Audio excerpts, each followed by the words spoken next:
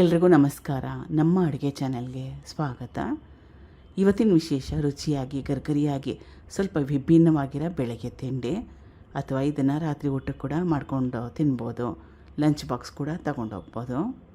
ಮೊದಲನೇ ಸ್ಟೆಪ್ಪಲ್ಲೇ mixie jar ತೊಗೊಂಡಿದ್ದೀನಿ, ರುಬ್ಕೋಬೇಕು. 1 ಗ್ಲಾಸಷ್ಟು ಅಕ್ಕಿ ಹಿಟ್ಟು ಅಥವಾ ಸುಮಾರು ಒಂದು 1/4 kg ಅಕ್ಕಿ ಹಿಟ್ಟು ಇಷ್ಟ ಇಲ್ಲ ಅಂದರೆ ಇದಕ್ಕೆ ಬದಲಾಗಿ ರವೆ, ಗೋಧಿ ಹಿಟ್ಟು, ಜೋಳದ ಹಿಟ್ಟು, ರಾಗಿ ಹಿಟ್ಟು ಇದನ್ನೆಲ್ಲ ಉಪಯೋಗ ಮಾಡ್ಬೋದು. 1 ಗ್ಲಾಸಷ್ಟು ಅಥವಾ ಸುಮಾರು ಒಂದು 1/4 kg ಅರ್ಧ ಗ್ಲಾಸಷ್ಟು ಕಡಲೆ ಹಿಟ್ಟು ಹಾಕೊಳ್ಳೋದ್ರಿಂದ ಕ್ರಿಸ್ಪಿನೆಸ್ ಬರುತ್ತೆ, ಆಮೇಲೆ ಕಿತ್ತೋಗೋದಿಲ್ಲ. ಇದು ಮೊದಲೇ ಬೇಯಿಸಿಟ್ಕೊಂಡಿರೋ 2 ಮೀಡಿಯಮ್ ಸೈಜ್ ಆಲೂಗಡ್ಡೆ, ಹಸಿ ಆಲೂಗಡ್ಡೆ ಅಲ್ಲ, ಇದು ಬೇಯಿಸಿಟ್ಕೊಂಡಿರೋದು. ರುಚಿಗೆ ತಕ್ಕಷ್ಟು ಉಪ್ಪು, ಸ್ವಲ್ಪ ನೀರನ್ನ ಹಾಕ್ಕೊಂಡು ಚೆನ್ನಾಗಿ ಕಲಿಸ್ಕೊಂಬಿಡ್ಬೇಕು.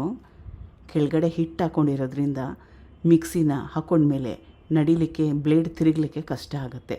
ಅದಕ್ಕೋಸ್ಕರವಾಗಿ ಸ್ವಲ್ಪ ನೀರನ್ನ ಹಾಕ್ಕೊಂಡು ಕಲಿಸ್ಕೊಂಡ್ರೆ ಸುಲಭ ಆಗುತ್ತೆ. ನುಣ್ಣಗೆ ರುಬ್ಕೋಬೇಕು, ಗಟ್ಟಿಯಾಗಿರೋ ಕನ್ಸಿಸ್ಟೆನ್ಸಿಯಲ್ಲೇ ರುಬ್ಕೋಬೇಕು. ರುಬ್ಬಿದ್ದಾಗಿದೆ, ಬೇರೆ ಪಾತ್ರೆಗೆ ಸೇರಿಸ್ಕೊಳ್ತಾ ಇದ್ದೀನಿ. 1-2 ನಿಮಿಷ ಚೆನ್ನಾಗಿ ಕಲಿಸ್ಕೊಂಬಿಡ್ಬೇಕು. ಕಲಿಸ್ಕೊಂಡಿದ್ದಾಗಿದೆ.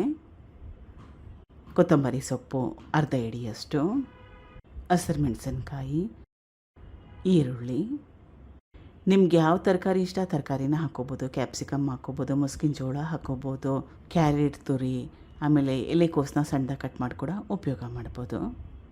ಹೆಂಚು ಚೆನ್ನಾಗಿ ಕಾದಿದೆ. ಇದಕ್ಕೆ ಅಡುಗೆ ಸೋಡಾದ ಅವಶ್ಯಕತೆ ಏನಿಲ್ಲ, ಮೊಸರು ಕೂಡ ಬೇಡ. ಆಲೂಗಡ್ಡೆ ಹಾಕ್ಕೊಂಡಿದ್ದೀವಿ, ಅದರಿಂದನೇ ಸಾಕಷ್ಟು ಕ್ರಿಸ್ಪಿನೆಸ್ಸು ಬರುತ್ತೆ.